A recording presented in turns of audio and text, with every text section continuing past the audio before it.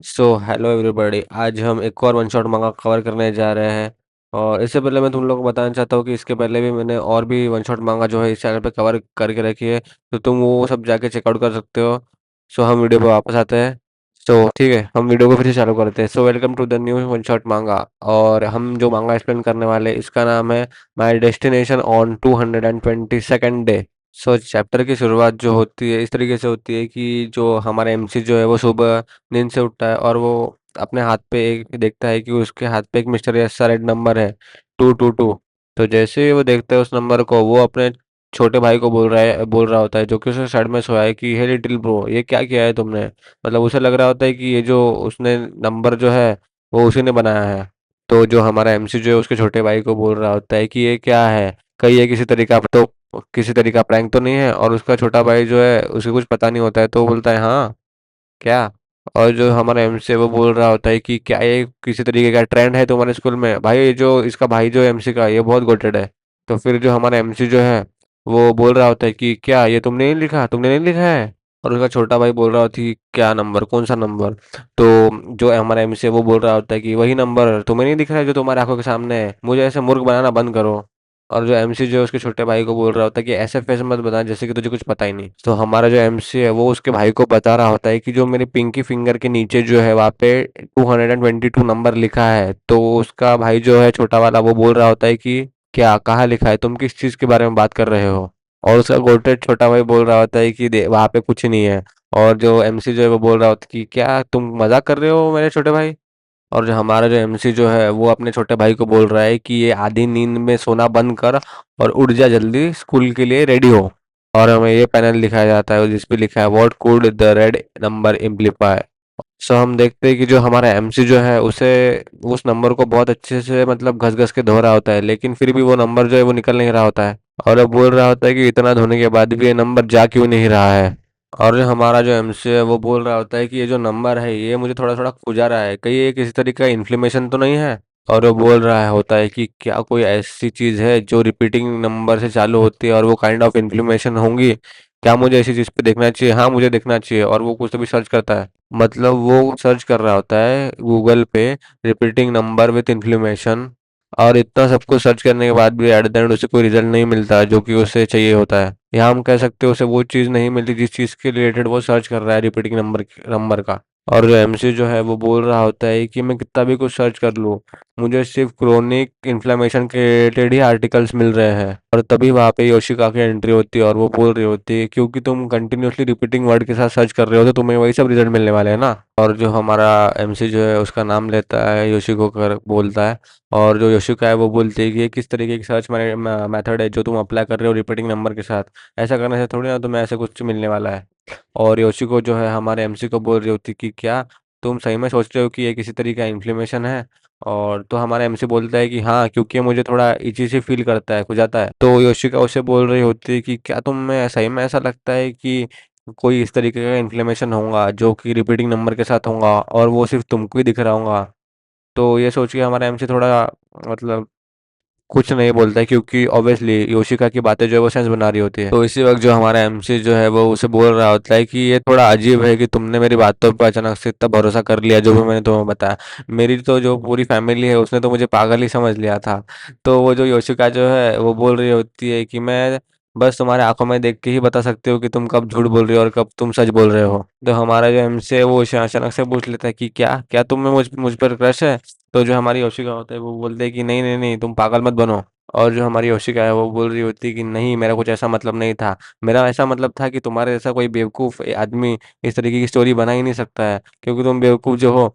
तो जो हमारा एमसी जो है वो बोल रहा होता है कि थोड़ा इजी हो जाओ, तुम इस तरीके से मैं बोलोगी तो मेरी फीलिंग्स जो है वो तुम हर्ट कर रही हो मेरे फीलिंग्स को। तो फिर हमारा एमसी जो है वो उसे अपना हाथ दिखा रहा होता है और वो उसे पूछ रहा होता है कि क्या तुम्हें अभी भी कुछ नहीं दिख रहा है।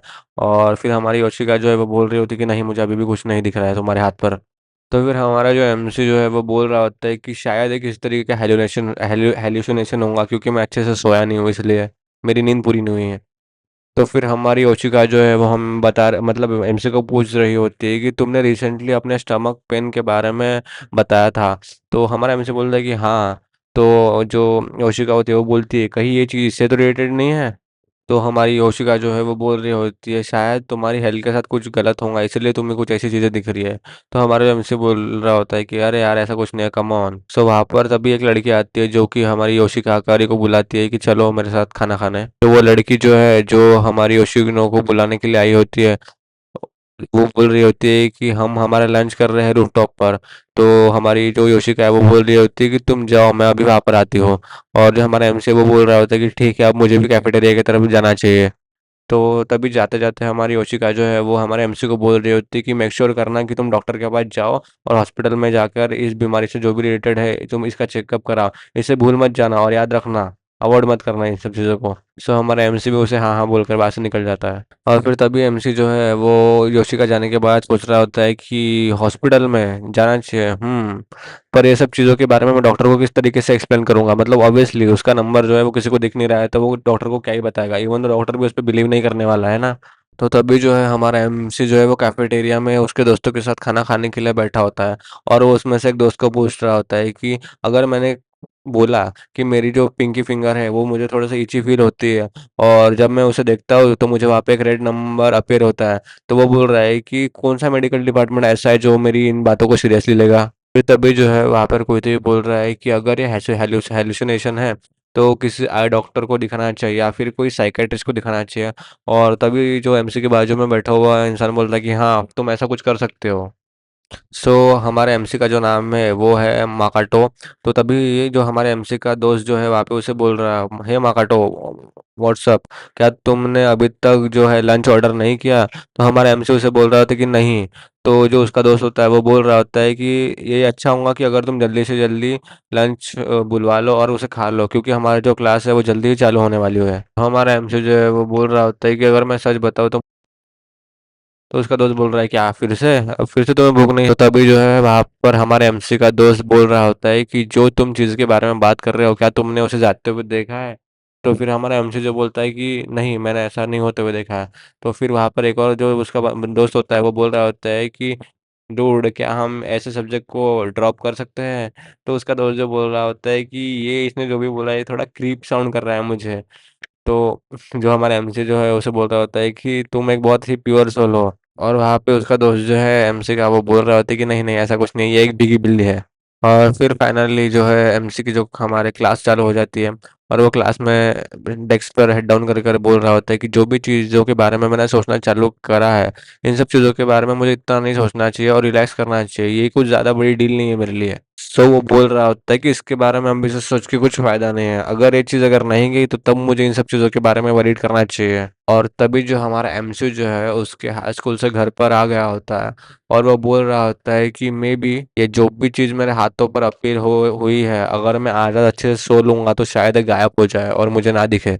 और फिर हम देखते हैं ये वाला पैनल जिसमें कि 222 से नंबर 221 हो चुका है। और जो हमारा एमसी जो है सुबह सुबह नींद से उठता है और वो फ्रीक आउट हो जाता है कि क्या नंबर नीचे चले गया। और वो बहुत पैनिक होने लग जाता है कि इसका नंबर जो है वो नीचे चले गया। और उसका जो गोटेड छोटा भाई है वो बोल रहा होता है कि क्या तुम इतने दम से क्यों चिल्ला रहे हो, तुम्हारा आवाज़ बहुत ज़्यादा है।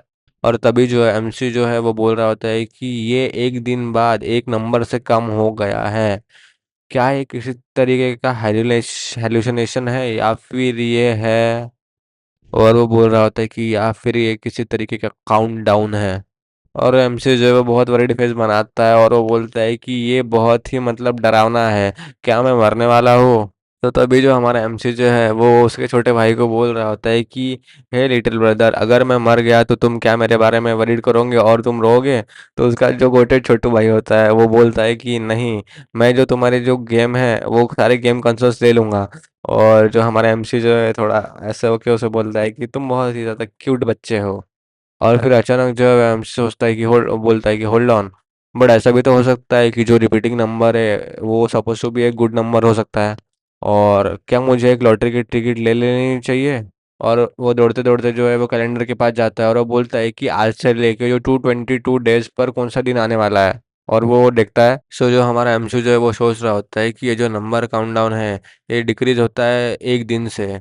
तो ये बहुत ऐसे चांसेस है कि जो 222 डे पे जो है मुझे कुछ अमेजिंग मिलेगा। तो वो बोल रहा होता है कि क्या ये जब सब मतलब 222 डेज खत्म हो जाएंगे तब मुझे एक लॉटरी टिकट बाय करना चाहिए? और वो सोच रहा होता है ये सब। और वो तभी खुश होके बोलता है उसके छोटे भाई को कि हे लिटिल ब्रदर, तुम्हें क्या चाहिए, तो ऐसा कुछ है तो जो तुम्हें चाहिए। तो उसका छोटा भाई फिर से उस पे ही अटका है, वो बोल रहा है कि हाँ मेरे को एक मतलब तुम्हारा गेमिंग कंसोल ही चाहिए। तो उसका जो मतलब एमसी जो है वो बोल रहा होता है कि तुम चिंता मत करो, मैं तुम्हारे लिए एक ब्रांड न्यू गेमिंग कंसोल खरीद के दूंगा तुम्हें। और तभी जो है जो हमारा एमसी जो है वो उसके स्कूल में वापस आ चुका होता है, और हमें जो है उसके क्लास का सीन दिखाया जा रहा होता है, जिसमें जो हमारी योशिका है उस पर डांट रही होती है कि क्या तुमने अपना दिमाग जो है वो खो दिया है, अभी के अभी तुम हॉस्पिटल में जाओ, तुम हॉस्पिटल में क्यों नहीं गए, उसे चिल्ला रही होती है वो ये सब बोल बोल के। और जो हमारा एमजी जो है योशिका को बोल रहा होता है कि तुम इस जो भी ये है फिंगर रिपीटिंग फिंगर जो मेरे नंबर पैटर्न जो है मेरे नंबर पे, इसका तुम एक अच्छा साइड भी तो देख सकती हो। तो फिर यो योशिका है वो बोल रही होती है कि जो तुम्हारे वियर्ड से हेलुसिनेशंस जो है ये क्लियरली बिल्कुल मतलब नॉर्मल वगैरह नहीं है। और फिर तभी जो है एमसी हमारा एमसी जो है वो उसे बोल रहा होता है कि फाइन फाइन, मैंने ये जो भी सब नंबर वाली जो बातें है वो तुम्हारे साथ जो है वो झूठ बोला था, मैं बस तुम्हारे साथ मजाक कर रहा था, ऐसा कुछ नहीं है, मुझे कुछ नंबर वगैरह नहीं दिखते। और जो हमारा एमसी जो है वो योशिका को बोल रहा होता है कि तुम जिस तरीके से मुझ पर भरोसा करती हो वो बहुत ही ज़्यादा मतलब ओवरवेलमिंग है। तो जो योशिका जो है वो बोल रही होती है कि तुम जब झूठ बोल रहे होते हो तुम्हारा जो वॉइस है वो बहुत ही ज़्यादा बढ़ जाता है, ओवरवेलमिंग का मतलब कि बहुत ही ज़्यादा। और जो हमारी जो योशिका है वो हमारे एमसी को बोल रही होती है कि बिना कुछ सोचे समझे तुमने अचानक से ये जो बात बोल दी मुझे कि मैं सब कुछ मजाक कर रहा था, तुम बस मुझे अवॉइड करना चाहते हो ये झूठ झूठ बोल के। क्या मैं सही हूँ इन सब चीज़ों के बारे में, मैं सही बोल रही हूँ ना? और वो एमसी को पूछ रही होती है ये सब। और जो हमारा एमसी जो है वो उसकी बात काटते हुए बोल रहा होता है कि मैंने आज लंच लाया है, मैं वेट नहीं कर सकता इसे खाने के लिए। और जो हमारी योशिका होती है वो बोल रही होती है कि तुम जो है सब्जेक्ट वगैरह ये सब बदलना बंद करो। और तभी जो योशिका है वो एमसी के चेहरे पे हाथ लगाती है और वो एमसी को बोल रही होती है कि है मेरी तरफ देखो, मुझे कुछ तो भी देखना है, एक सेकंड के लिए मेरी तरफ देखो, मुझे कुछ तो भी चेक करना है। तो फिर वो देखती है एमसी को, और जो वो है उसके पास आ जाती है और उसे एकदम घूर घूर के देख रही होती है। तो जो हमारा एमसी जो है उसे बोल रही थी क्या ये किस लिए है, तुम ये क्या कर रही हो, इस तरीके का वो बोल रहा होता है उसे। और जो एमसी जो है वो उसे बोलता है कि क्या हम किस करें। और तभी जो योशिका जो है उसे बोलती है कि जो तुम्हारे आंखों के अंदर जो वाइट वाइट है वो थोड़ा पीला पीला दिख रहा है, क्या तुमने नोटिस नहीं किया? तो हमारा एमसी जो है वो थोड़ा वरीड होके बोलता है कि हाँ नहीं मैंने ऐसा तो नोटिस नहीं किया। तो जो योशिका है वो बोल रही होती है कि शायद ये मेरी इमेजिनेशन ही होंगी, जो कुछ मैंने ऐसा नोटिस किया है, शायद मुझे ऐसा थोड़ा देख के लगा तुम्हें कि हाँ वो थोड़ी येलोइश है करके। और फिर योशिका जो है वो उसे बोल रहे होते हैं कि लेकिन ऐसा कुछ है और ना हो, इसीलिए तुम्हें एक बार हॉस्पिटल में जाकर चेक करा लेना चाहिए। और जो हमारा एमसी जो है वो उसे बोल रहा होता है कि तुम मेरी इतनी फिक्र क्यों कर रही हो, या तुम मेरी माँ लगती हो या फिर कोई मेरी फैमिली मेंबर लग रही हो। तो हमारा एमसी जो है वो उसे बोल रहा होता है कि मैं सबसे ज़्यादा तो जो मेरा पेट जो है डल है उस चीज़ के कारण मैं थोड़ा ज़्यादा मतलब चिंता में हूँ, वरीड हूँ। तो वो बोल रहा है होता है कि अगले दिन जब छुट्टी हो तो मैं ज़रूर हॉस्पिटल में जाऊँगा इसे देखने के लिए स्पेशली। और तभी जो है इस योशिना को उसकी दोस्त फिर से आवाज़ देने के लिए वहाँ पर आ जाती है और वो चली जाती है इस बार। तो योशिका के जाने के बाद जो हमारा एमसी जो है वो सोच रहा होता है कि थोड़े टाइम बाद मेरी एग्ज़ाम चालू होने वाली है, उसके पहले मुझे चले जाना चाहिए, क्या मैं तब तक ठीक हो जाऊँगा, और यही सब ये सोच रहा होता है। और वो हमारा एमसी जो है वो सोच रहा होता है कि क्या हो अगर ये मेरी मतलब ये डेथ के रिलेटेड रहा। और वो थोड़ा वरीड करते हुए बोल रहा होता है कि अगर ऐसा हुआ कि जो मैंने काउंटडाउन थ्योरी सोची थी कि ये मौत के बारे में काउंटडाउन थ्योरी हो तो फिर मैं क्या करूँगा। और वो थोड़ा वरीड हुआ होता है इन सब चीज़ों को सोच सोच कर। और तभी हमें एमसी के घर का सीन दिखाया जा रहा होता है और वो सोच रहा होता है कि अगर मैं सिक हूँ तो ज़रूरी नहीं है कि मैं मरने ही वाला हूँ, ये कोई गारंटी नहीं है कि मैं अगर बीमार हूँ तो मैं मर ही जाऊँगा। और मुझे इन सब चीज़ों के बारे में इस तरीके से सोचना जो है वो बंद करने चाहिए और मुझे थोड़ा पॉजिटिव वे में सोचना चाहिए। और वो बोल रहा है कि ये ज़रूर लॉटरी के ही रिलेटेड है, it's about the lottery, it's about the lottery, it's the lottery, ऐसा वो बोल रहा होता है। और तभी हमें अगले दिन का सीन दिखाया जाता है जिसमें जो हमारा गोटेड छोटू होता है एमसी का भाई, वो उससे पूछ रहा होता है कि क्या तुम कहीं पर जा रहे हो। जो जो हमारा एमसी जो है वो उसे बोल रहा होता है कि हाँ मैं हॉस्पिटल की तरफ जा रहा हूँ। तो उसका छोटा भाई जो है एमसी का वो पूछ रहा होता है कि क्या तुम बीमार हो। तो जो हमारा एमसी जो है वो बोल रहा होता है कि नहीं नहीं, मैं बस, मुझे कुछ नहीं हुआ है, तो तुम ज़्यादा चिंता मत करो मेरे बारे में। और तभी जो है वहाँ पर एमसी की मॉम भी आती है और उसे बोल रही होती है कि क्या तुम श्योर हो कि मुझे तुम्हारे साथ नहीं आना चाहिए हॉस्पिटल तक। तो जो हमारा एमसी जो है वो बोल रहा होता है कि हाँ मैं ठीक हूँ, और वैसे भी इस एज में अगर मैं अपने मम्मी को साथ लेके जाऊंगा तो ये थोड़ा शर्मिंदगी भरा है होगा मेरे लिए। तो वो बोल रहा है कि अब मैं जा रहा हूँ, और वो चले जाता है हॉस्पिटल के लिए। सो तभी हमें हॉस्पिटल का सीन दिखाया जा रहा होता है। वहाँ पर एक डॉक्टर जो होता है वो हमारे एमसी को पूछ रहा होता है कि तुम्हारे आंखें जो है वो थोड़ा येलोइश है, और उस पे एमसी कुछ नहीं बोलता है। और जो हमारा एमसी जो है वो बोल रहा होता है कि ये जो है, ये सिम्टम्स के बारे में ज़्यादा केयर कर रहा है बाकी सिम्टम्स के अलावा। तो जो हमारा एमसी जो है वो उसे बोल रहा होता है कि किसी ने तभी मुझे बताया कि जो मेरी आंखें हैं शायद इसी इसी तरह से दिखते हैं। तो जो डॉक्टर होता है वो उसे बोल रहा होता है कि ठीक है, तुम मुझे एक बार देखने दो तुम्हारी आंखें। तो जो डॉक्टर जो है उसकी आंखें देख रहा होता है और उसे बोलता है कि रिसेंटली तुम्हें क्या स्टमक पेन था। तो वो उसे पूछ रहा होता है, और वो उसे बोल रहा होता है कि मुझे जो है वो तुम्हारी ब्लड टेस्ट के साथ शुरुआत करनी पड़ेगी। और जो वो डॉक्टर जो है वो हमारे एमसी को बोल रहा होता है कि कुछ दिनों बाद हम जो है वो अल्ट्रासाउंड भी कर लेंगे, ताकि तुम मतलब थोड़ा, हाँ, जो हमें सेफ रह सके, हम सेफ साइड रह सके। तो जो डॉक्टर जो है वो हमारे एमसी को बोल रहा होता है कि ये जब तुम कराओगे उसके पहले जो तुम्हें कुछ खाना मत खा के आना, भूखे पेट आना।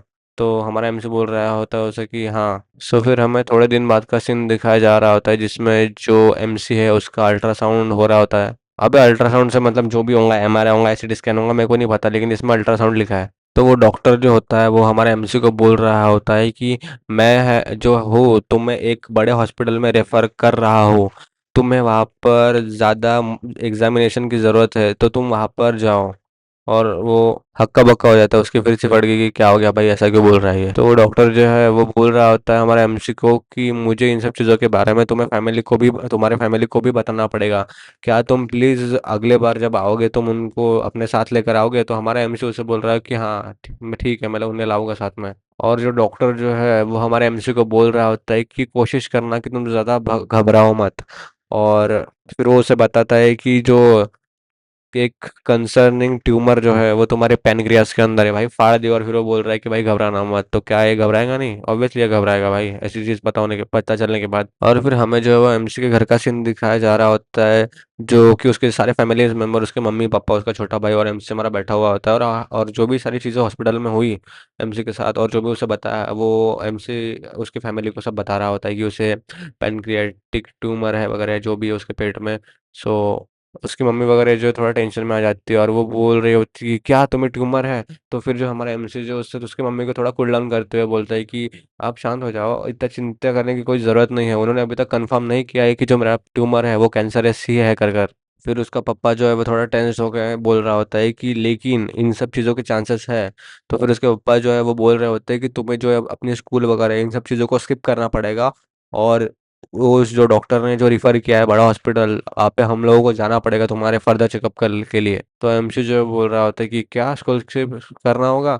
तो उसके फादर जो है वो बोल रहे होते हैं कि तुम्हारा जो अगले वीकेंड से एग्ज़ाम है ना, राइट? मैं सही बोल रहा हूँ ना? तो फिर हमारा एमसी जो है वो बोल रहा होता है कि अगर ऐसा है तो फिर मेरी एग्ज़ाम वगैरह सब ओवर होने के बाद मैं क्या प्रैक्टिस क्लब में जा सकता हूँ प्रैक्टिस करने के लिए।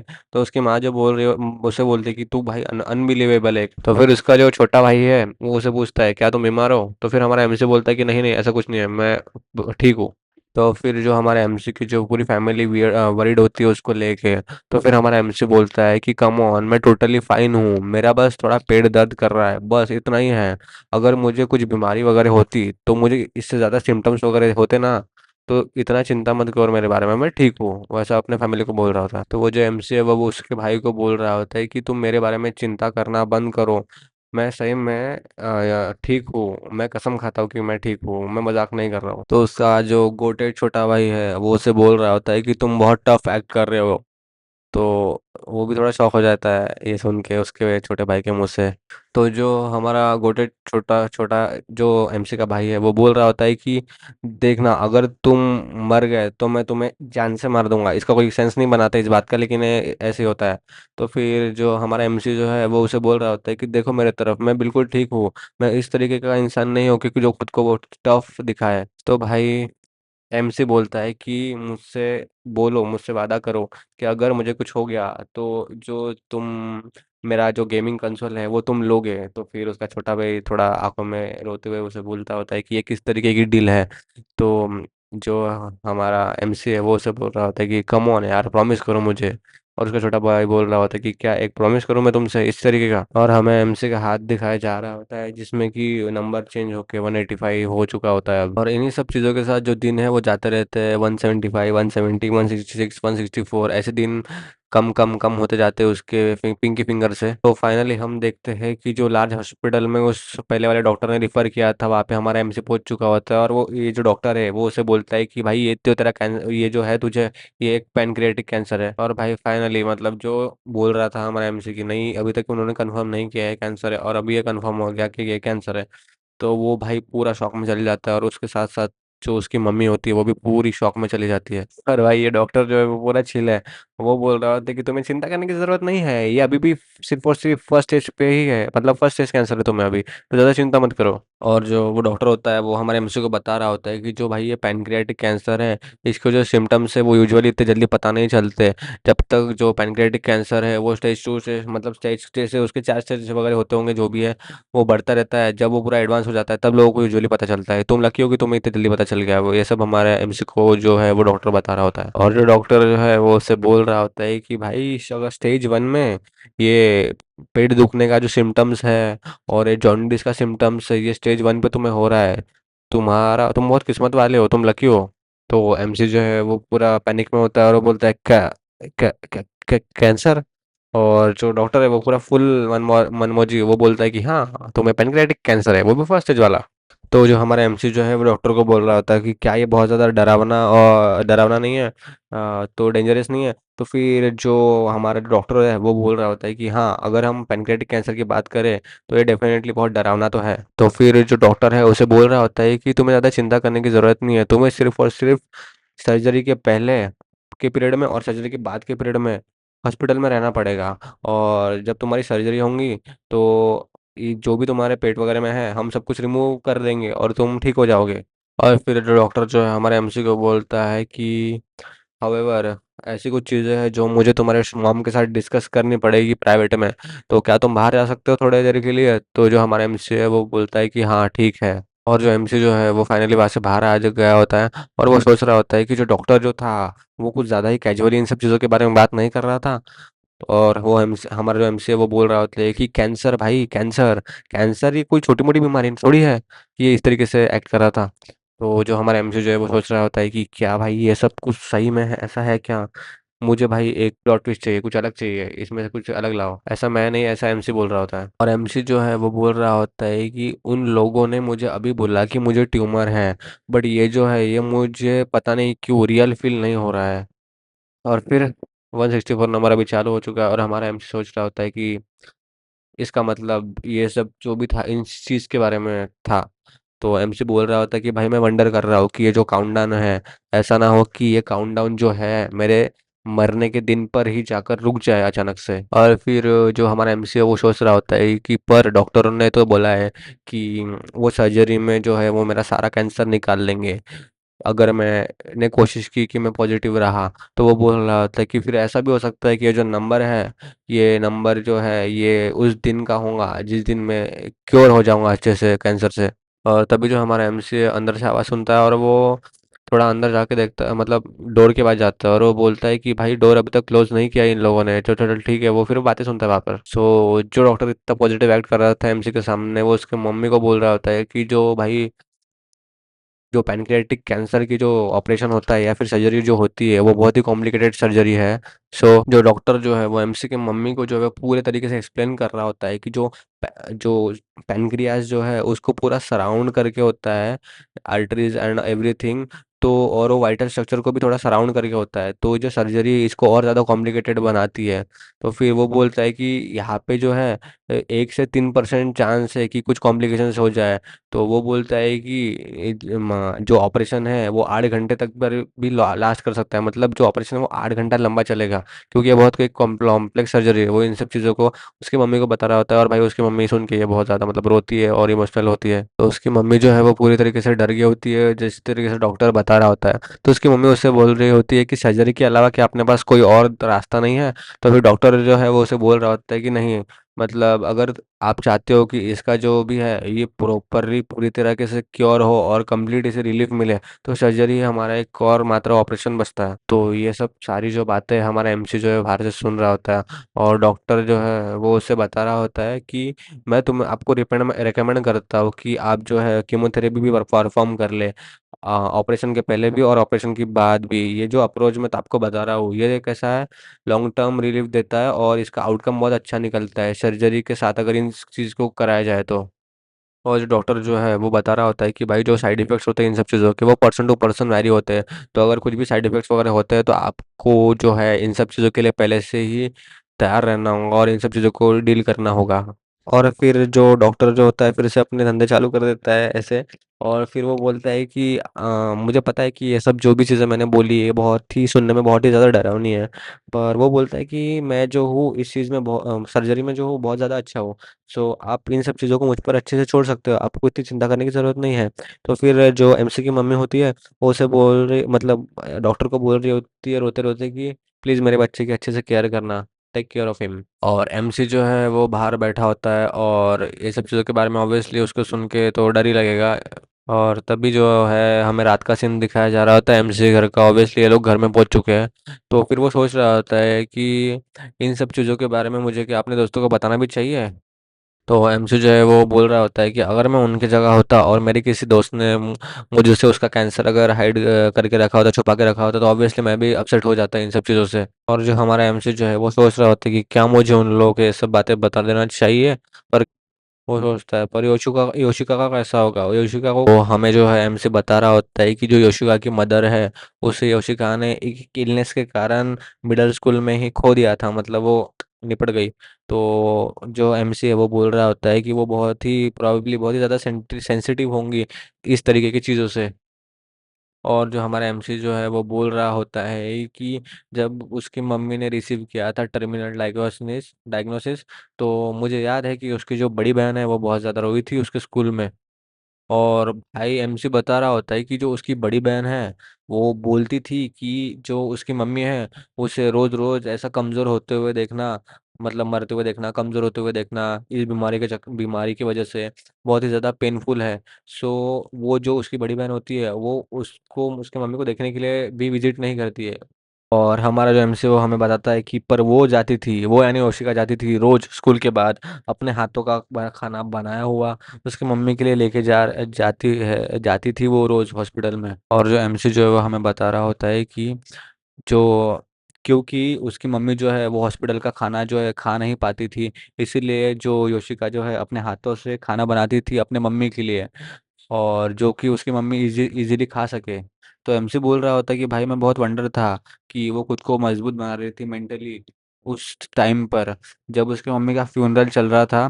तो वही अकेली वहां पर इतने सारे जनों में खड़ी थी जो कि रो नहीं रही थी, और बहुत ही ज्यादा शांत खड़ी थी और डिग्निफाइड खड़ी थी, वहां पे डिग्निफाइड तरीके से खड़ी थी। तो तभी जो है वो एमसी का सीन दिखाया जा रहा होता है और आप पे बातें चल रही होती है कि तुम किस बारे में सोच रहे हो, मतलब व्हाट आर यू थिंकिंग। तो जो योशिका की बहन होती है वो बोल रही होती है कि ये मॉम के बारे में है। तो योशिका की बहन उसे बोल रही होती है कि तुम क्या पागल हो, तुम कैसे मतलब इमोशनल नहीं हो पा रही हो। तो जो योशिका की बड़ी बहन होती है वो बोल रही होती है कि अपने आंखों से एक भी बूंद आंसू का ना गिराना ये बहुत ही ज्यादा कोल्ड है, मुझे नहीं पता कि तुम क्या सोच रही हो। और ये सब बातें हमारा एमसी सोच रहा होता है वहां पे, और वो अपने मतलब योशिका को आवाज दे रहा होता है, बुला रहा होता है पर्टिकुलरली योशिका बोलकर। और तभी जो एमसी जो है वो अपना कोट निकालता है और एमसी उसे बोलता है कि भाई इट्स ओके टू क्राई, तुम बहुत ही मजबूत थी इतने टाइम तक। तो जो योशिका होती है वो बोलती है कि तुम क्या बोल रहे हो, तो तुम नहीं समझोगे, ऐसा बोल के वो जो है योशिका रोने लगती है और वो रोती है। और तभी जो है हमें प्रेजेंट का सीन दिखाया जा रहा होता है एमसी का, जिसमें वो बोल रहा होता है कि अगर मैंने योशिका को अपने इलनेस के बारे में बताया तो शायद वो फिर से चिंता करेगी और उसके जो पेनफुल मेमोरीज है पहले की वो वापस आ जाएगी शायद इन सब चीज़ों की वजह से, तो मुझे उसे नहीं बताना चाहिए। तो जो हमारा एमसी है वो बोलता है कि मुझे उसे हर्ट नहीं करना है और मुझे उसके सामने अनकूल भी नहीं दिखना है। और जो एमसी है वो बोल रहा होता है कि पर मुझे उससे कोई सिगरेट वगैरह नहीं रखना है, कुछ भी मुझे उससे छुपाना नहीं है। और वो हमें दिखाया जा रहा होता है कि भाई जिस दिन पे 222 ये डे खत्म होने वाला है वो 14 दिसंबर है। और वो बोल रहा होता है कि ये कोई स्पेशल डे नहीं है मेरे कैलेंडर पे, क्या होने वाला है इस दिन, यही सब वो सोच रहा होता है। और वो बोल रहा होता है कि क्या मैं ठीक होने वाला हूँ इस दिन या फिर मैं मरने वाला हूँ इस दिन। और डेथ का सुनते ही उसकी पूरी तरीके से फट जाती है और वो स्केयर करता है। और फिर वो बोलता है कि वेट, मैं किस चीज़ के बारे में सोच रहा हूँ, मैं इस तरीके का नहीं हूँ, मेरी पर्सनालिटी ऐसी नहीं है, मैं हमेशा से ही केयर फ्री रहा हूँ। और मैंने जो मेरी क्वालिटी है ये रिमेम्बर करनी चाहिए और मैं फ्रीली रहना चाहिए। वो खुद को ये सब बोल रहा होता है। और जो एमसी है वो देख रहा होता है कि और बोल रहा होता है कि December 14, हाँ December 14 को तो फुल मून है। तो वो बोल रहा होता है कि मुझे इन सब चीज़ों के बारे में ज़्यादा तो नहीं पता है, लेकिन मुझे ऐसा लगता है कि अगर फुल मून डे है तो ये कोई गुड अच्छा मतलब अच्छा ही साइन होगा।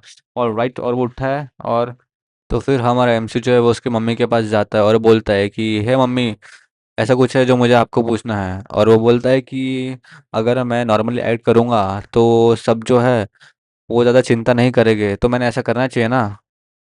ऐसा पूछता नहीं है, वैसे वो बोल ही देता है उसकी मम्मी को कि मुझे ऐसा करना चाहिए। और जो है हमारा एमसी वो बोल रहा होता है कि मैंने कुछ तभी प्लान किया है ताकि जो मेरे दोस्त लोग हैं मेरा हेयर फॉल नोटिस ना कर सके। ऑब्वियसली कैंसर से तो हेयर फॉल होता है लोगों का, पता ही होगा केमोथेरेपी वगैरह लेने के बाद। और भाई ये टकला करके इसके स्कूल में जाता है तो उसके दोस्त लोग इसके बड़े मजाक उड़ाते हैं। तो वो बोलते हैं कि डूड तुम बहुत हार्डकोर लग रहे हो। और फिर एक जन उसमें से बोलता है कि तुम बिल्कुल एक सन्यासी लग रहे हो, जिसने मतलब वो सन्यास लेने के समय वो टकले वकले करते हैं। और उसका एक दोस्त उसके सामने हाथ जोड़ने लग जाता है और ऐसा प्रार्थना करता है। तो फिर वो लोग बोलते हैं कि इनको हाथ जोड़ के नमन करो और इनके सामने प्रार्थना प्रार्थना वगैरह करो। तो फिर उसमें से एक दोस्त बोलता है कि तुम्हारी जो ये टोपी है तुम पे बहुत अच्छी लग रही है। और तो फिर हमारा एमसी बोलता है कि ये टोपी नहीं है, ये विग है। और जो योशिको जो है उसे देखती है और वो थोड़ा इसे देख के अजीब सा रिएक्शन देती है। और जो हमारा एमसीओ बोल रहा है कि मुझे बोल रहा होता है कि मुझे जो है नॉर्मली एक्ट ही करना पड़ेगा इन सब लोगों के सामने। और शायद ये एमसी योशिका को देखता है और शायद ये लोग बात नहीं कर रहे हैं, पता नहीं क्या हो गया।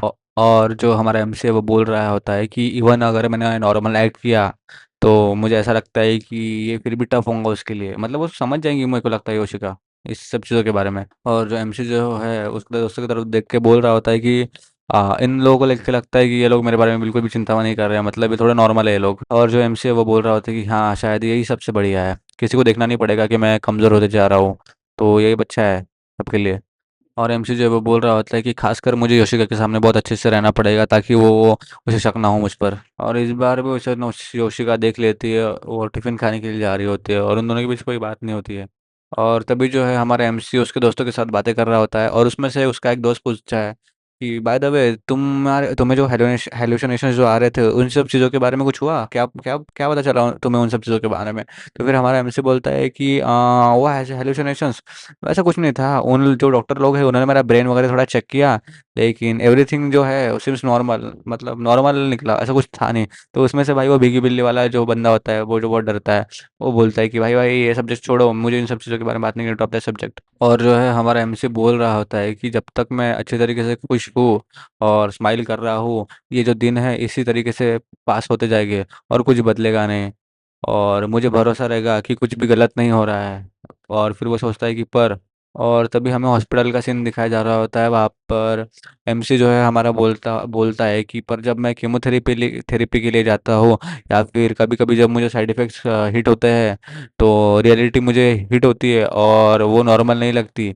कि ऐसा उसे फील होता है कि भाई अब मेरी नॉर्मल, अब जो मेरी लाइफ है वो नॉर्मल नहीं रही, उसे सब फील होता है। तो जो हमारा एमसी है वो बोल रहा होता है कि बट अगर मैं कंटिन्यू स्माइल करता रहा तो सब चीज़ें नॉर्मल ही लगेगी। और वो फिर अंदर आता है रूम्स के बाहर और वो अपने मम्मी को बोल रहा होता है कि भाई मैंने मैनेज कर लिया उल्टी करने के लिए। तो उसका छोटा भाई बोल रहा होता है कि भाई तुझे उल्टी करना इतना अच्छा, मतलब क्या लगता है तुम्हें इसमें। तो वो बोलता है कि भाई ये उल्टी करने के बाद मुझे बहुत ही ज़्यादा रिफ्रेशिंग फील होता है। और ये सब जो चीज़ें हैं ये होते हैं उसका भाई उसके साथ देख रहा होता है। और उसका भाई इस बार फिर से बोलता है कि भाई अगर तू मरा तो मैं तुझे जान से मार दूंगा। जो एमसी उसके भाई को बोल रहा होता है कि नहीं नहीं नहीं ऐसा कुछ नहीं है। और एमसी बोल रहा होता है कि भाई ये जो दिन है जब सब कुछ चीज़ें नॉर्मल हो जाएगी ये डेफिनेटली आएगा। और एमसी पॉजिटिव वे में बोलता है कि भाई और मैं ऐसा करके रहूँगा। और वो बोलता है कि ये उसकी उंगली पे 13 दिन ही बचे हुए हैं और वो बोलता है कि भाई ये डे जो है मैं पास करवा के रहूँगा। तो फिर हमें बताया जाता है, हम देखते हैं हॉस्पिटल का सीन जहाँ पे उसे डॉक्टर बता रहा होता है कि हमने जो तुम्हारी अपॉइंटमेंट है, मतलब तुम्हारी सर्जरी जो है वो हमने शेड्यूल कर दी है। और डॉक्टर जो है हमारे एमसी को बता रहा होता है कि तुम्हारी सर्जरी का टाइम जो शेड्यूल हुआ है वो जो है विंटर ब्रेक के पहले है। तो तुम एडमिट हो सकते हो 10 दिसंबर के पहले। तो उसकी मम्मी बोलती है मतलब नेक्स्ट फ्राइडे है ना। तो फिर तो जो है हमारा एमसी वो थोड़ा सोच में पड़ जाता है कि भाई ये सर्जरी जो परफॉर्म होने वाली है ये आसपास 13 दिसंबर की है। जब 13 दिसंबर ही है, मतलब वो 22 जो काउंटडाउन खत्म होने वाला है उसी दिन। तो जो हमारा एमसी जो है वो बोल रहा होती है क्या 13 दिसंबर। तो डॉक्टर जो है वो बोल रहा होता है कि हाँ ये जो सर्जरी है मैं 9 बजे स्टार्ट कर दूंगा। तो जो वो बता रहा होता है कि जो प्रोसीजर है ये टिपिकली 8 घंटे लेती है। तो वो बोल रहा होता है कि ये जो सिमिलर सर्जरीज है ये आधे रात तक भी चली है। डिपेंड करता है कि हमें तुम्हारे इसमें क्या मिलता है, उस हिसाब से ये सर्जरी उतना ही लंबा चलेगी। सॉरी, जो 222 डे जो है वो 14 दिसंबर का है। सो हमारा एमसी जो है वो सोच रहा होता है कि भाई ये सर्जरी जो है वो 3 दिसंबर को चालू होने वाली है। इसका मतलब है कि ये जो सर्जरी जब तक परफॉर्म होंगी और जब खत्म होंगी वो नियरली 14 दिसंबर को होगी। जबकि मेरे हाथ का जो काउंटडाउन है वो जीरो पे चले जाएगा, और उसकी ये सोच के उसके उसको बहुत डर लग रहा होता है। तो जो एमसी है वो सोच रहा होता है कि जैसे डॉक्टर ने बोला कि जो सर्जरी है मिडनाइट तक चलती है, और फिर वो सोच रहा होता है कि अगर मेरी सर्जरी भी है जो है वो मिडनाइट तक जाकर चली, तो फिर जब जिस टाइम पर मेरी सर्जरी परफॉर्म होगी जो ये काउंटडाउन तो है वो जीरो तक रीच हो जाएगा। इसका मतलब है क्या ये नंबर जो है ये मेरे सर्जरी का काउंटडाउन है। और सर्जरी के वक्त क्या मैं और वो अपने मरने की बात कर रहा होता है फिर से, और उसकी पूरी तरीके से फटी हुई पड़ी होती है। तो फिर वो सोच रहा होता है कि उन्होंने बोला था कि भाई एक्सट्रीमली कॉम्प्लिकेटेड सर्जरी, बहुत ज़्यादा कॉम्प्लिकेटेड है। तो फिर डॉक्टर उससे पूछता है कि क्या हो गया तुम्हें, तुम ऐसे पेल क्यों पड़े हो। तो फिर वो बोलता है कि नहीं कुछ नहीं, मैं अच्छा ठीक हूँ। और एमसी की ऐसी शक्ल देख के डॉक्टर उससे बोलता है कि भाई तेरे को चिंता करने की कोई ज़रूरत नहीं है। जो तेरा कैंसर है हम इसको पूरी तरीके से कम्प्लीटली और नाइसली पूरी तरीके से रिमूव कर देंगे, सो डोंट वरी। और फिर एमसी जो है फिर से पॉजिटिव होता है और वो बोलता है कि अगर मैं ये सब नंबर अगर देखता ही नहीं तो शायद ये सब ऐसे ही चलते रहता और मुझे कुछ इन सब चीज़ों के बारे में पता भी नहीं चलता। और एमसी जो है अपने बेड को देख के वो बोल रहा होता है कि उन लोगों ने मुझे बोला है कि तुम चिंता मत करो, तुम वरीड मत करो, बट ये किसी श्राप के जैसा फील हो रहा है मुझे, कर्स। और जो एमसी है वो रूम में अकेला पड़ा पड़ा बोल रहा होता है कि ये प्राइवेट रूम होना एक अच्छी बात है और एक अच्छी सुविधा है, पर मैं जितना अकेला हूँ ये इन सब चीज़ों के बारे में बहुत ज़्यादा सोचते जा रहा हूँ। तो फिर एमसी सोचता है कि चलो मुझे थोड़ा वॉक पे जाना चाहिए, और वो वॉक पे जा रहा होता है। और भाई एमसी फिर से क्यों नेगेटिव हो गया यार। ये बोलता है कि मुझे शायद एक ना एक फेयरवेल लेटर लिखना चाहिए और उसमें बताना चाहिए कि भाई मेरी कोई रिक्वेस्ट तो नहीं थी, और मुझे उसमें थैंक यू लिखना चाहिए अपने फैमिली के लिए। और वो बोलता है कि और मुझे पॉसिबली कुछ जो शब्द है, और वो रुक जाता है और उसे योशिका दिखती है उसके सामने। और वो जो है योशिका बुलाता है, योशिका को बुलाता है, और योशिका उसकी तरफ अचानक से देखती है एकदम मतलब शर्माते हुए और थोड़ा वरीड करते हुए। तो एमसी जो है उसे पूछ रहा होता है कि क्या योशिका तुम कोई रूम ढूंढ रहे हो या फिर तुम मुझसे मिलने के लिए आई हो। तो योशिका उसे बोलती है कि हाँ मैंने तुम्हारे बारे में सुना कि तुम हॉस्पिटलाइज हो, तो मैं तुमसे मिलने के लिए आई हो। और एमसी जो है उसको बोलता है कि थैंक्स फॉर विजिटिंग मी, तुम मुझसे मिलने के लिए आई, मुझे अच्छा लगा। तो योशिका जो है उसे बोलती है कि हे मैं तुमसे माफ़ी मांगती हूँ कि मैंने तुम्हें जो अवॉइड किया था ऑब्वियसली उस टाइम के लिए। सो भाई जो योशिका है वो यहाँ पे बोलती है कि मुझे जो है वो अपना जो दिमाग है क्लियर करना था, और मुझे जो है थोड़ी चीज़ें सॉर्ट करनी थी और मेरी फीलिंग्स को भी। सो भाई हमारा एमसी बोलता है कि हाँ डोंट वरी, इन सब चीज़ों के बारे में तुम चिंता मत करो। फिर हमारा एमसी जो है उसे बोलता है कि क्या तुम्हें कोर्टयार्ड की तरफ जाना है, क्योंकि यहाँ पे ऐसे खड़े रहना तुम्हें शायद awkward फील हो रहा होगा। तो फिर योशिका जो है वो बोलती है कि नहीं नहीं नहीं, मैं बस ये चीज़ तुम्हें दूंगी यहाँ से और मैं चले जाऊंगी। फिर एमसी जो बोलता एमसी भी लाइक क्या तुम मुझे कुछ देने के लिए आए हो, तुम मुझे कुछ दोगी। तो फिर हमारी योशिका उसे देती है, इसको कुछ लिफाफा सा देती है, ये लेटर सा। और उसे वो बोलती है कि तू इसको भाई जब तेरी सर्जरी हो जाए तू इसे पढ़ लियो, ये लेटर मैंने तेरे लिए ही दिया है, तो सर्जरी के बाद ही इसे पढ़। तो योशिका जो है उससे मैं बोल रही होती है शर्माते हुए कि भाई मतलब जो भी चीज़ जो सिंगल चीज़ मेरे को बोलनी थी वो सारी चीज़ें मैंने इस लेटर में तुम्हारे लिए लिख दी है। और एमसी जो है वो उस लेटर को ओपन करने के लिए जा रहा होता है, तो फिर जो योशिका जो है उसे बोलती है कि भाई don't you dare to open it, जब तक तेरी सर्जरी खत्म नहीं हो जाती है, तेरी सर्जरी खत्म होने के बाद ही तू इसे पड़ेगा। सो फिर योशिका उसे बोलते हैं so don't you dare to die, भाई मतलब तू मरना नहीं, मतलब कुछ भी। तो योशिका जो है वो एमसी को बोल रही होती है कि भाई मैं तेरे को कभी माफ नहीं करूंगी अगर तू सर्जरी के वक्त मर गया, भाई मतलब मर जाने के बाद क्या ही माफ करेगी तो उसे कुछ भी चूतियापा कर रही है फिर से। और फिर से वही इसका भांग फोड़ा चालू है कि वो बोलती है कि अगर तू इससे पड़े बिना मर गया तो मैं तेरे को कभी माफ नहीं करूंगी। और वो बोलता है कि हे योशिका, और योशिका उससे मतलब मुंह फेर लेती है उधर साइड। भाई वो रो रही है ना, इसलिए वो दिखा नहीं सकती उसको भी वो रो रही है। और फिर से एक और चुतियापा चालू हो गया। यहाँ पे हमारा एमसी उससे योशिका को बोल रहा होता है कि आई लाइक यू। भाई आई लव यू बोल इस टाइम पे तू। और फिर ये दोनों वही एक दूसरे को देखने लग जाते हैं। भाई मैं कुछ ज़्यादा ही कंफर्टेबल हो चुका, अब मैं ज़्यादा फैल रहा हूँ मुझे लग रहा है। तो हमारा एमसी जो है वो बोल रहा होता है कि भाई मुझे तो उससे इन पर्सन मिलके ये सब बातें बतानी थी, ताकि मुझ में कोई रिग्रेट ना बचे, इसलिए अब मैंने तुम्हें बता दी ये सब बातें। तो हमारा एमसी जो है वो फिर से बछड़ा मचाते हुए बोल रहा होता है कि मैंने सोचा था कि मैं इस इन सब चीज़ों को लेटर में लिख दूंगा, लेकिन फिर मैंने सोचा कि क्या हो अगर मैं तुम्हें सामने ही बताओ। तो अब मैंने जब तुम्हें सामने तुम्हारे फेस पे तुम्हें सब कुछ बता दिया है तो मुझे अच्छा लग रहा है। और वो जो एमसी है थैंक यू बोल रहा होता है यशिका को, और यशिका उसको देख रही है होती है। और फिर से ये यशिका की बयानबाजी चालू हो गई। वो बोलती है कि क्या मतलब है तुम्हारा, what you suppose to mean. वो बोलती है कि क्या मतलब है कि कोई रिग्रेट नहीं बचोगे, तुमने ऐसा क्यों बोला। और वो बोल रही होती है योशिका कि तुम क्या बेवकूफ़ जैसे हंस रहे हो, और इतना स्माइल करने के बाद भी एक्चुअली तुम इनसाइड से सारा का सारा गिव अप करके बैठे हो। और वो उसपे चिल्ला रही होती है फिर से। और योशिका जो है रोती है। तो एमसी जो है ये सब देख के शॉक हो जाता है और उसे रोकने की कोशिश करता है। तो योशिका जो है उसे बोलती है कि भाई तू इस तरीके से कभी था ही नहीं, तू ही नहीं कहता था हमेशा कि जब तक हम गिव अप नहीं करेंगे चीज़ें जो है समाओ वर्कआउट कर ही लेगी। बोल अब क्या हो गया। और फिर एमसी बोलता है कि क्या तुम वो नहीं थी जिसने बोला था कि जब थिंग ज़्यादा टफ हो जाए तब इन सब चीज़ों को ऐसा छोड़ के और ज़्यादा टफ एक्ट करके कोई फ़ायदा नहीं है।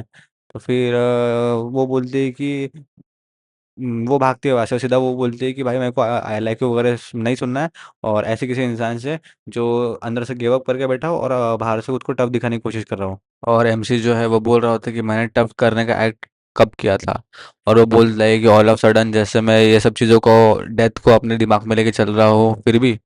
सो जो नर्स होती है वो बोलती है कि चलो हम अब ऑपरेशन थिएटर की तरफ चलते हैं। तो फिर वो बोलता है कि जो कोई चल सकते है उसके लिए ये सब ठीक है ना। जो एमसी जो है वो बोलता है कि मैं अब रोऊंगा नहीं, और मैं ऐसे प्रिटेंड नहीं करूंगा। और वो बोलता है कि मैं जेन्युइनली बिलीव करता हूँ कि सब चीज़ें जो है वो ठीक हो जाएंगी, और ये सब मैं अपने दिल से बिलीव करता हूँ। और हमें दिखाया जाता है योशिका का वही जो सारी बातें जो योशिका ने बोली थी कि भाई तू वो इंसान नहीं है क्या जो हमेशा बोलता था कि अगर हम चीज़ों को फेस करेंगे तो चीज़ें मतलब वर्कआउट कर ही लेगी कैसे ना कैसे करके। यही सब चीज़ें जो है एमसी सोच रहा होता है और थोड़ा मोटिवेट फील कर रहा होता है। तो फिर जो हमारा एमसी जो है पूरे जोश में बोल रहा होता है कि डॉक्टर को टेक केयर ऑफ मी। तो फिर डॉक्टर जो है वो उसको बोल रहा हो कि तुम बहुत ही गुड स्पिरिट में लग रहे हो, प्रोत्साहित लग रहे हो, तो हम तुम्हारी बहुत अच्छे से केयर करेंगे। ऐसा डॉक्टर जो है हमारे एमसी को बोल रहा होता है। तो एमसी जो है वो बेड पर लेट रहा होता है और वो बोलता है कि मैं ये जो नंबर वगैरह की जो भी थेरी है इन सब चीज़ों से मिसलीड नहीं होने वाला हूँ।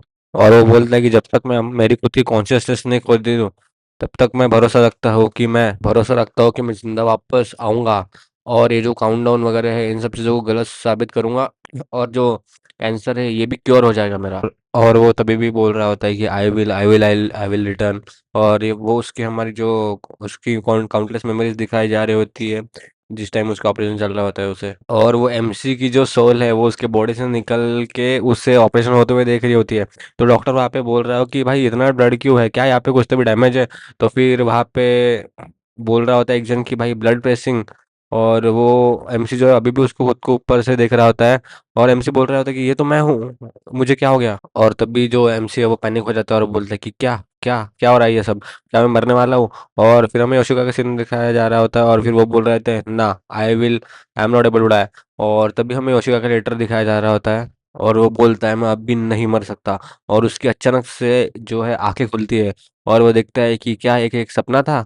और वो देख रहा होता है आजू बाजू और फिर वो अचानक से अपने गाल खींचता है ताकि उसे बिलीव हो कि भाई ये सपना नहीं था, एक्चुअली में ये सपना नहीं होता है। और फिर वो बोल रहा होता है कि क्या अभी भी सर्जरी हो रही है या फिर मैं उठ चुका हूँ, या फिर मैं भी सपने देख रहा हूँ। तो फिर वो अपने गाल खींचते हुए बोल रहा होता है कि नहीं नहीं मैं पेन जो है वो फील कर पा रहा हूँ। और उससे फिर नर्स दिखती है और वो बोलती है ओ गुड तुम जाग गए। तो वो बोलता है नर्स। तो फिर जो एमसी जो है वो नर्स को पूछता है कि मैं जिंदा हूँ ना, मैं सपने तो नहीं देख रहा हूँ, है ना, मैं जिंदा हूँ। तो फिर नर्स बोलती कि हाँ हाँ तुम जिंदा हो, तुम ज़्यादा चिंता मत करो और ज़्यादा तुम्हें हिलने डुलने की ज़रूरत नहीं है, तो आराम करो। तो जो सिस्टर जो है हमारे एमसी को बता रही होती है कि जो तुम्हारी सर्जरी है उसने बहुत ज़्यादा टाइम लिया जितना एक्सपेक्टेड था उससे, और हम लोग जो है काफ़ी वरीड हो गए थे जो तुम्हारा खून था उसे देख के। तो एमसी बोलता है हाँ क्या सर्जरी कल ही फिनिश हो चुकी है। तो फिर नर्स उससे जो है वो बता रही होती कि भाई तेरा ऑपरेशन करते टाइम, मेरी सर्जरी परफॉर्म करने का टाइम जो तेरा ब्लड ब्लड प्रेशर जो है वो सडनली बहुत स्पाइक अप हो गया था, मतलब तेरा ब्लड प्रेशर जो है वो हाई हो गया था। तो तू तेरा जो ब्लड है बहुत ज़्यादा लूज कर रहा था, तो ये थोड़ी चिंता करने की बात थी, पर अब सब ठीक है। और जो सिस्टर है उसे बता रही होती है कि पर डॉक्टर ने बोला कि तुमने कुछ ना कुछ करके, मतलब ये बहुत अजीब है कि तुमने अपने आप ही ये सब चीज़ों को प्रोसेस कर लिया और तुम खुद ही ठीक हो गए। खुद ही ठीक हो गए इन द सेंस कि भाई वो ब्लड प्रेशर जो था इसने खुद ही कंट्रोल कर लिया, या फिर इसके बॉडी ने खुद ही मतलब मैनेज कर लिया है, ऐसा बोलना था मेरा। तो जो वो नर्स है उससे बोलती है कि तेरा जो ट्रीटमेंट है वो अभी थोड़ा कंटिन्यू चलेगा, तो अभी तू आराम कर, और अगर तेरा कुछ पेट वगैरह दुखे तो तू मेरे को बुला लेना, ओके। तो फिर वो बोलता है कि हाँ मैं तुम्हें बुला लूंगा, ओके। तो वो बोलता है कि भाई मैंने मेडिट कर लिया और मैं बच गया। और वो बोलता है कि वेट, ये मतलब ड्रीम नहीं था, तो उस काउंटडाउन नंबर का क्या हुआ जो मुझे दिखता था, मतलब जो उसके फिंगर पे था वो। और वो अपने हाथों को देख रहा होता है और वो बोल रहा है कि दैट्स राइट माय फिंगर, और उसके हाथों पे हम देखते हैं अबे कुछ नहीं है बे, अब नहीं है। तो वो ऐसा हाथ पे देखता है और बोलता है कि ये क्या है, एक थ्रेड। और वो जो थ्रेड है उसके हाथ से घूमते घुमाते जो है योशिका के जो लेटर जो योशिका ने दिया था उसमें जाके वो जुड़ जाता है, और वो उस थ्रेड को नोटिस करता है, और फिर वो थोड़ा बोलता है कि लेटर फ्रॉम योशिको, योशिका, हाँ। तो इसका क्या मतलब है। और फिर वो पढ़ता है लेटर, उसको जो भी इसका अजीब सा नाम है उसमें लिखा होता है डियर इतानो। तो उस लेटर में जो है योशिका ने लिखा होता है कि अगर तुम ये लेटर पढ़ रहे हो तो इसका मतलब ये है कि तुम्हारी जो सर्जरी है वो फाइनली सक्सेसफुल हो चुकी है। तो वो उसमें लिखती है कि गुड फॉर यू डमी। और वो बोलती मैं मजाक कर रही थी, मेरी इच्छा है कि मैं तुम्हारे आसपास हमेशा से जोक करूं, और जैसे मैं यूजुअली करती हूँ। और वो बोल रही होती है कि मैंने जब तुम्हारे बारे में ये सब सुना तो मैं बहुत ज़्यादा डर गई थी। मैं इन सब चीज़ों के बारे में बात नहीं कर पा रही थी क्योंकि मैं बहुत ज़्यादा डर गई थी। तो इसके लिए मैं तुमसे जो है वो माफ़ी मांगती हूँ। ओ भाई, ये बहुत इमोशनल और बहुत बढ़िया बढ़िया लाइन बोलती है कि वो बोलती है कि भाई मैं, मतलब मैं सर्च कर रही थी कि कैसे क्या करें, रिसर्च कर रही थी कि 5 ईयर की जो इसके बचने की सर्वाइवल जो स्ट्रैटेजी वगैरह है, मैं उसके बारे में रिसर्च कर रही थी। तो वो बोल रही है कि मैं फिर इन सब चीज़ों के बारे में जब मैं जैसे सोचती वगैरह थी, तो फिर I feel like crying again, मतलब मैं रोना, मतलब उसे थोड़ा रोना आता था। तो वो बोलती थी कि जो फ्यूचर के बारे में जो है मुझे मैटर नहीं करता, कि जो क्या रियलिटी है, हम क्या कॉन्सिक्वेंसेस जो है फेस करेंगे फ्यूचर में। तो वो बोलती है कि भाई मुझे हमेशा तेरे ही साइड रहना है, हमेशा। और जो एमसी जो है वो सोच रहा होता है कि ये जो नंबर है ये हमेशा से इसके बारे में नहीं थे कि मैं मरूंगा या फिर रिकवर करूंगा, ये हमेशा से मतलब थे, पहले से ही थे, ऐसा वो बोल रहा था। ये अजीब था, पर क्या मेरे को खुद को नहीं समझा है। और उसमें लिखा होता है लेटर में लास्ट में कि I always wanted to tell you, पर क्या टेल यू पता नहीं। उसने वो लिखा ही नहीं था, और ना ही इस जो भी मांगा वगैरह इसमें लिखा है। तो मेरे को लगता है उसके पेन की जो रिफिल की इंक है वो खत्म हो गई थी शायद। तो हाँ, वो थ्रेड जो है फाइनली योशिका के पिंकी फिंगर से जुड़ जाता है। और उसे फील होता है कि क्या फील होता है उसे, हाँ उससे फील होता है कि जिसकी पिंकी जो है वो सडनली वार्म हो गई है, मतलब गर्म हो गई होती है, क्या बताओ अब। और इसी के साथ जो ये मांगा है ये भी यहाँ पे ख़त्म हो गई। और भाई लाइक करो, कमेंट करो, शेयर करो। और मैं देखता हूँ भाई, मतलब सिंपल है, अगर मैंने कोई वल्गर मांगा डाली जिसमें, और मैंने बहुत ज़्यादा घटिया वाला थंबनेल रखा, तो उस पे व्यूज़ आएंगे। और सिर्फ लड़कियों के, मतलब लड़कों के नहीं, लड़कियों के भी आते उसमें, मेरे को दिखता है। तो भाई मतलब कंटेंट अच्छा होता है तो देखा करो यार, मतलब थोड़ा लाइक किया करो, शेयर किया करो। और बस बस हो गया, बहुत हो गया।